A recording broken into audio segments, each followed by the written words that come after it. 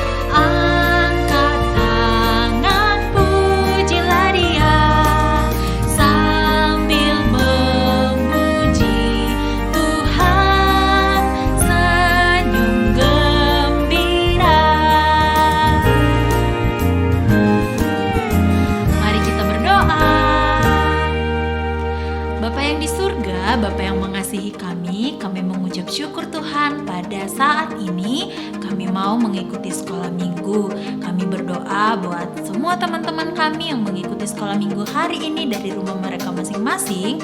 Tuhan yang akan melindungi dan menyertai mereka. Berkati kami Tuhan agar kami boleh mengikuti sekolah minggu hari ini dengan baik. Dalam nama Tuhan Yesus kami bersyukur dan berdoa. Amin. Oke adik-adik, kita terus memuji Tuhan. Kita mau katakan Senin, Selasa, Rabu, Kamis, Jumat, Sabtu, Minggu adalah waktunya untuk terus memuji Tuhan. Mari kita menyanyikan pujian ini. Senin, Selasa, Engkau tetap Raja.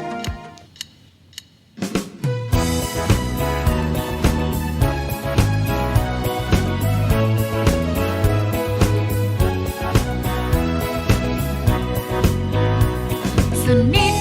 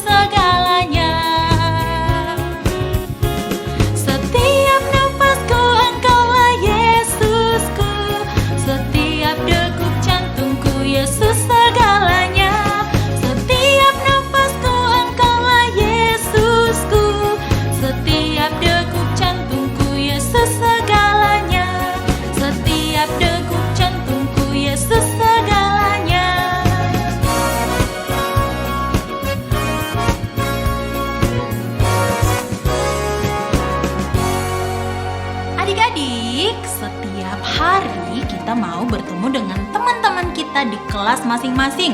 Ada yang dari Pratama 1 dan ada yang dari Pratama 2. Kita akan bertemu dengan teman-teman kita pada hari Minggu jam 3 sore. Dan teman-teman yang ada di Pratama 3 akan bertemu pada hari Sabtu jam 7 malam. Dan juga untuk teman-teman yang ada di kelas Madya Putri dan Madya Putra akan bertemu pada hari Minggu setiap jam 11 pagi atau siang ya. Nah, untuk adik-adik yang mau bergabung boleh menghubungi nomor yang ada di bawah sini ya. Nanti kita arahkan ke kelas masing-masing. Oh iya, jangan lupa nih adik-adik, kalau mau bergabung sebutkan nama dan juga umur adik-adik ya, supaya nanti akan dihubungkan dengan guru kelas di kelas Pratama 1 atau 2 atau 3 atau di kelas Madya. Mari kita terus memuji Tuhan, masih tetap berdiri ya. Kita mau menyanyikan pujian Aku Anak Sekolah Minggu.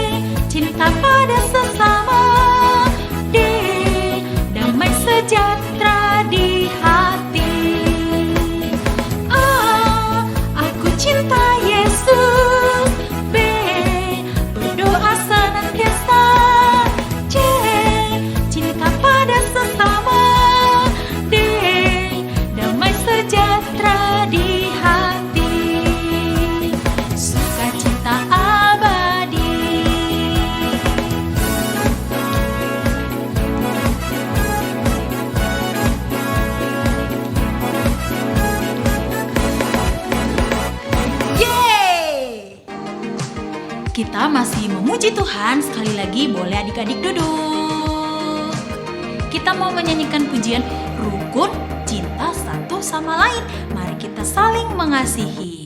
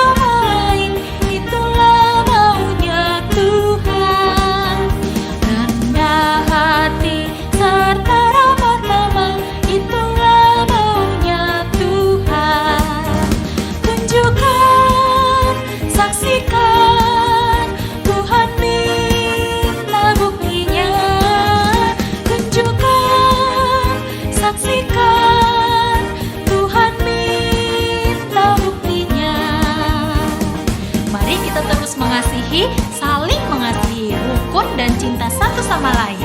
Seperti yang diinginkan Tuhan. Rukun cinta satu sama lain, itulah maunya Tuhan. Rendah hati serta ramah tamah, itulah maunya Tuhan. Tunjukkan, saksikan, Tuhan minta buktinya.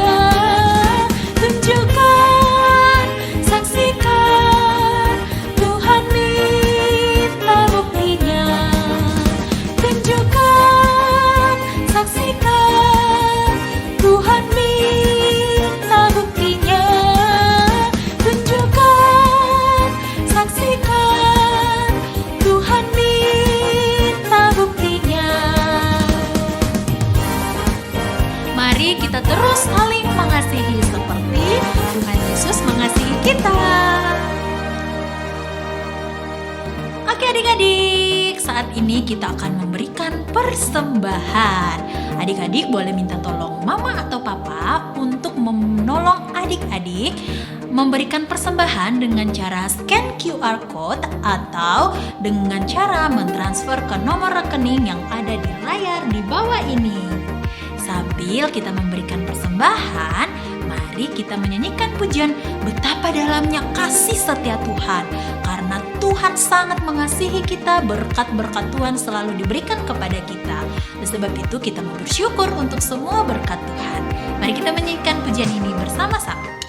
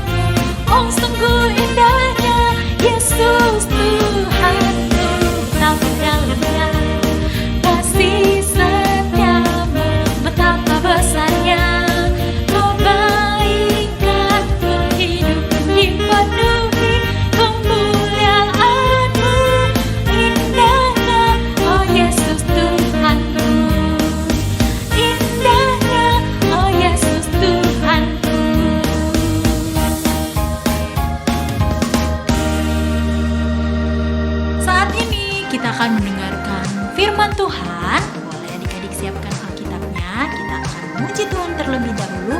Tabur firman-Mu padaku agar aku dapat menyenangkan hati-Mu.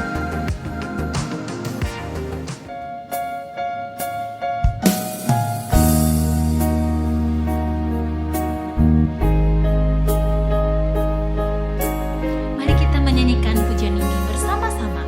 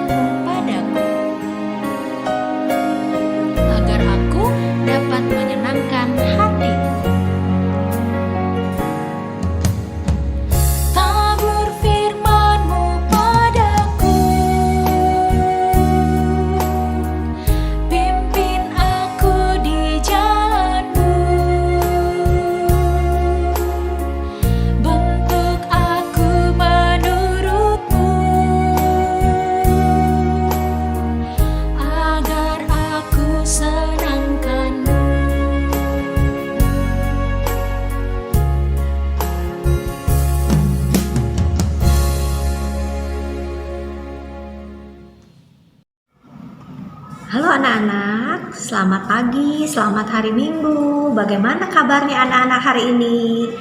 Semua dalam keadaan sehat? Adik, kakak, papi, mami semua sehat? Salam ya buat anggota keluarga kalian.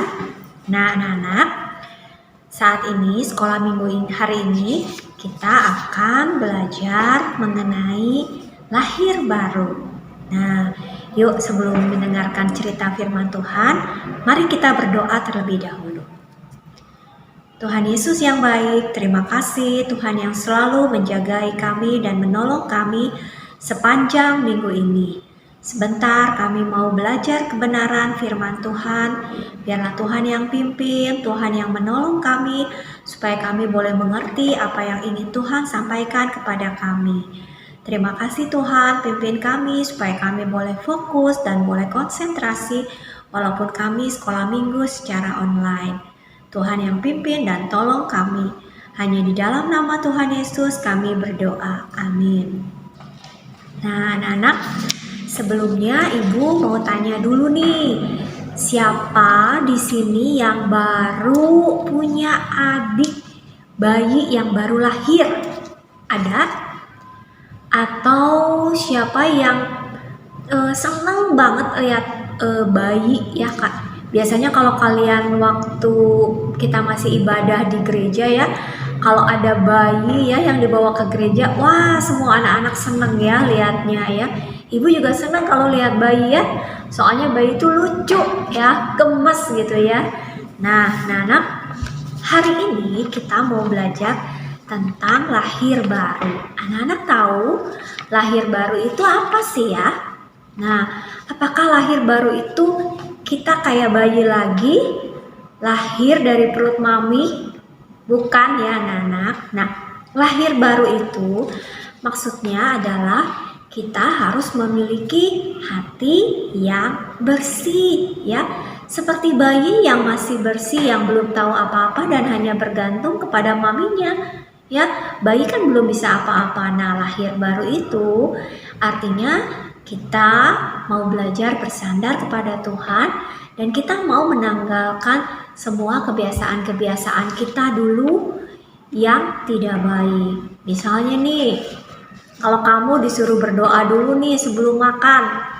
Nah, kalau yang sudah lahir baru, nah kita pasti mau berdoa sebelum makan. Tapi kalau yang belum lahir baru, yang dulu-dulu, kita suruh berdoa, ngapain sih doa dulu? Udah, aku udah lapar, cepet-cepet aja kita makan. Nah, anak-anak, ternyata dengan lahir baru itu, kita mau belajar bersandar kepada Tuhan dan kita mau belajar taat, ya. T-A-A-T, ya. Kita mau belajar taat sama Tuhan, ya. Nah, kalau kita belajar taat kepada Tuhan, pasti hati kita akan dipenuhi dengan rasa syukur kepada Tuhan. Nah, Ibu mau cerita tentang orang yang lahir baru. Anak-anak dengarkan ya. Nah, ceritanya ada di dalam Alkitab, dalam Kisah Para Rasul 8 ayat 26 sampai 40. Ayo anak-anak boleh buka dari Kisah Para Rasul 6 Kisah Para Rasul 8 ayat 26 sampai 40. Yuk kita baca secara cepat ya. Kisah Para Rasul 8 ayat 26 sampai 40. Kemudian berkatalah seorang malaikat Tuhan kepada Filipus. Katanya, bangunlah dan berangkatlah ke sebelah selatan, menurut jalan yang turun dari Yerusalem ke Gaza. Jalan itu jalan yang sunyi. Ayat 27. Lalu berangkatlah Filipus, adalah seorang Etiopia, seorang sida-sida pembesar, dan kepala perbendaharaan Sri Kandake, Ratu negeri Ethiopia yang pergi ke Yerusalem untuk beribadah. Nah, dari ayat 26 sampai 27 ini kita baca bahwa Filipus diutus oleh Tuhan untuk ke jalan yang turun. Nah, ngapain ya? Kenapa sih Filipus itu diutus oleh Tuhan ke jalan itu? Ternyata di jalan itu ada seorang sida-sida. Nah, anak-anak tahu sida-sida itu apa? Sida-sida itu adalah pembesar ya, pejabat istana. Nah, dia dalam perjalanan pulang dan sida-sida itu berasal dari Ethiopia. Nah, apa ya yang sedang dilakukan sida-sida itu? Ternyata kita lihat ayat ke-28. Sida-sida itu sedang dalam perjalanan pulang dan duduk dalam keretanya sambil membaca kitab dari Nabi Yesaya.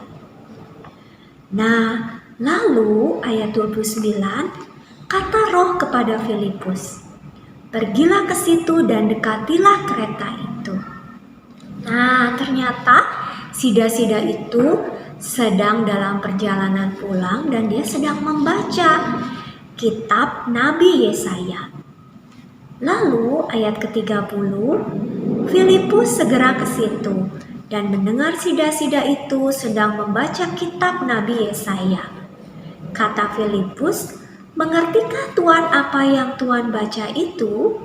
Jawabnya, "Bagaimana aku dapat mengerti kalau tidak ada yang membimbing aku?" Lalu ia meminta Filipus naik dan duduk di sampingnya. Nah, kita baca kalau di sini sida-sida itu hatinya terbuka. Dia mau mendengarkan, dia mau membaca dan dia ingin mengerti apa yang dia baca. Ya. Jadi pada waktu Filipus menawarkan untuk mengartikan apa yang dia baca, sida-sida itu menyambut dengan senang hati. Nah, anak-anak tahu apa yang dibaca oleh sida-sida itu? Yuk kita baca ayat ke-32. Nats yang dibacanya itu berbunyi sebagai berikut. "Seperti seekor domba ia dibawa ke pembantaian, dan seperti anak domba yang keluh di depan orang yang menggunting bulunya, demikianlah ia tidak membuka mulutnya. Dalam kehinaannya berlangsunglah hukumannya. Siapakah yang akan menceritakan asal-usulnya? Sebab nyawanya diambil dari bumi."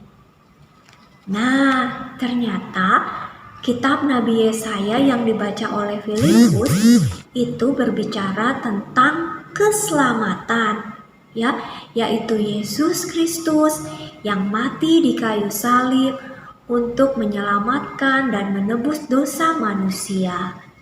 Nah, lalu setelah Filipus menceritakan tentang keselamatan, sida-sida itu mau percaya anak-anak. Sida-sida itu percaya bahwa Yesus sudah mati di kayu salib untuk menjadi juru selamat kita, mati dan bangkit pada hari yang ketiga. Lalu apa yang terjadi selanjutnya? Pada saat mereka melanjutkan perjalanan, kita lihat di ayat ke-36 ya, sida-sida itu ingin dibaptis. Yuk kita baca 36b. Lalu kata sida-sida itu, "Lihat, di situ ada air. Apakah halangannya jika aku dibaptis?" Nah, ayat ke-37. Ini juga akan jadi ayat hafalan kita ya. 37b. Saud Filipus, "Jika Tuhan percaya dengan segenap hati, boleh." Jawab sida-sida itu, "Aku percaya bahwa Yesus Kristus adalah anak Allah." Nah, setelah itu sida-sida itu lalu dibaptis oleh Filipus.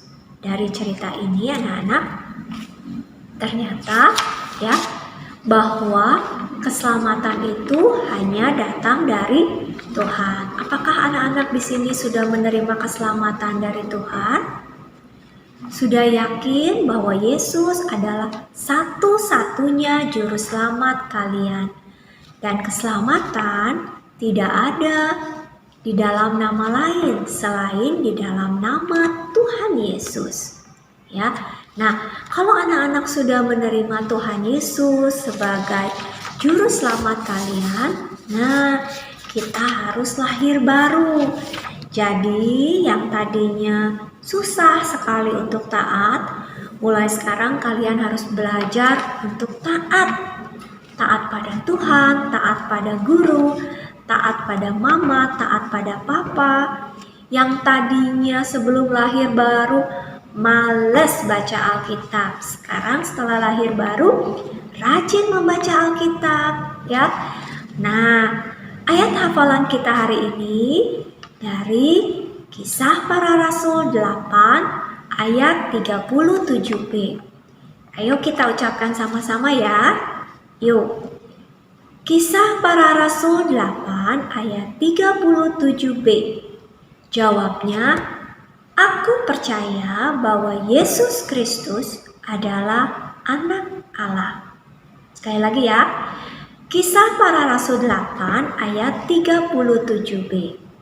Jawabnya, aku percaya bahwa Yesus Kristus adalah anak Allah.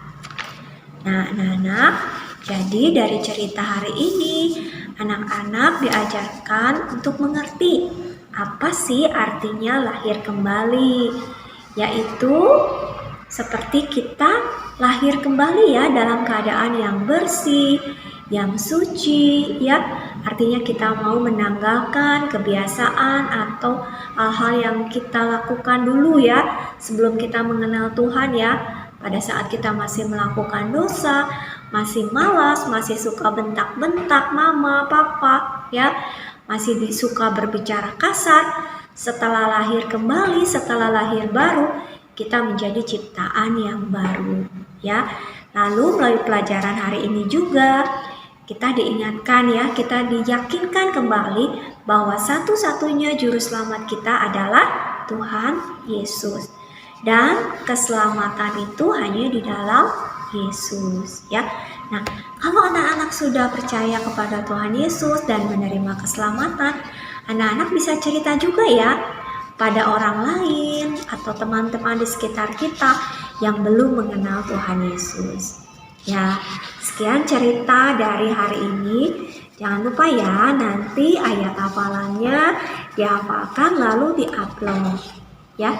Nah, nanti untuk prakaryanya akan dikirimkan ya. Kalian hanya membuat seperti pembatas buku ya. Nanti gambarnya ada ya.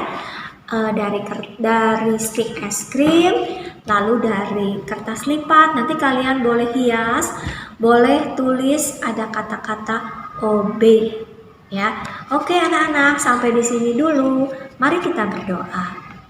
Tuhan Yesus, terima kasih untuk keselamatan yang sudah Tuhan berikan kepada kami. Terima kasih Tuhan yang sudah memimpin kami setiap anak-anak yang sudah lahir baru untuk terus bertumbuh dan berakar di dalam Tuhan. Roh Kudus, ingatkan kami jika kami berbuat salah, jika kami mulai tidak berjalan sesuai dengan rencana-Mu. Tuhan yang memimpin kami dan membalikkan kami kembali ke dalam jalan yang benar. Terima kasih Tuhan Yesus, memberkati kedua orang tua kami, keluarga kami, dan terus memberikan kepada kami kesehatan dan perlindungan daripada Tuhan. Terima kasih Tuhan, hanya di dalam nama Tuhan Yesus kami berdoa. Amin. Anak-anak, sampai di sini dulu ya cerita hari ini. Bye-bye, selamat hari Minggu, Tuhan memberkati. Oke adik-adik, sekian sekolah minggu kita pada hari ini. Jangan lupa ya untuk bergabung di kelas masing-masing. Ikutin petunjuknya dan juga jadwalnya pada video kali ini. Dan jangan lupa untuk adik-adik menghafal ayat hafalan dan membuat aktivitas hari ini. Laporkan kepada guru di kelas masing-masing ya. Sampai jumpa minggu depan. Tuhan Yesus memberkati. Dadah.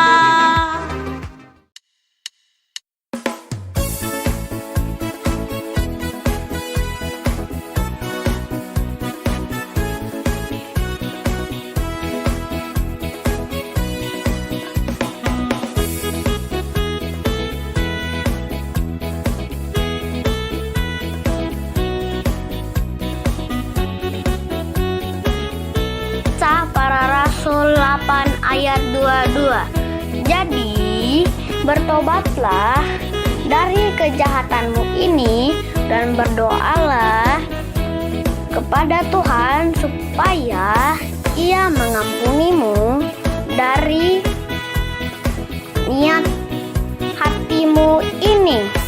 Kisah Para Rasul 8 ayat 22. Kisah Para Rasul 8 ayat 22.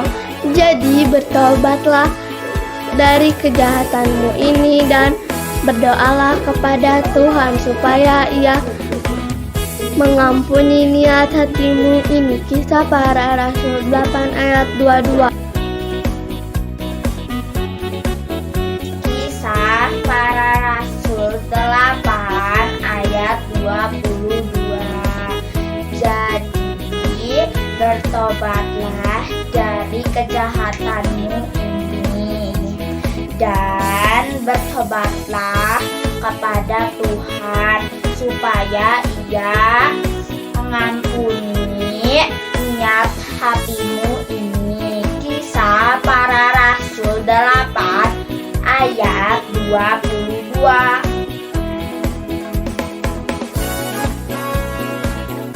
Kisah Para Rasul 8 ayat 22. Jadi bertobatlah dari kejahatanmu ini dan berdoalah kepada Tuhan supaya Ia mengampuni niat hatimu ini. Kisah Para Rasul 8 ayat 22. Kisah Para Rasul 8 ayat 22. Jadi bertobatlah dari kejahatanmu ini dan berdoa kepada Tuhan supaya Ia mengampuni niat hatimu ini. Kisah Para Rasul 8 ayat 22.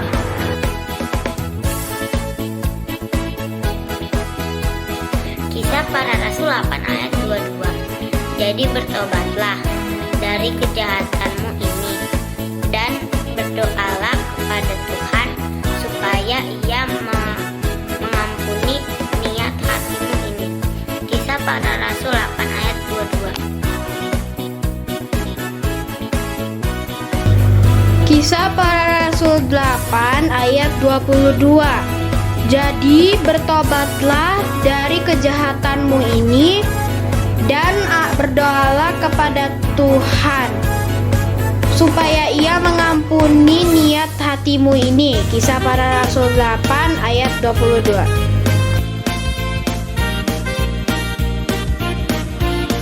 Kisah Para Rasul 8 ayat 22. Jadi bertobatlah dari kejahatanmu ini dan berdoalah kepada Tuhan supaya Ia mengampuni niat hatimu ini. Kisah Para Rasul 8 ayat 22. Kisah Para Rasul 8 ayat 22. Jadi bertobatlah dari kejahatanmu ini dan berdoalah kepada Tuhan supaya Ia mengampuni niat hatimu ini. Kisah Para Rasul 8 ayat 2. Kisah Para Rasul 8 ayat 22. Jadi bertobatlah dari kejahatanmu ini dan berdoalah kepada Tuhan supaya Ia mengampuni niat hatimu ini. Kisah Para Rasul 8 ayat 22.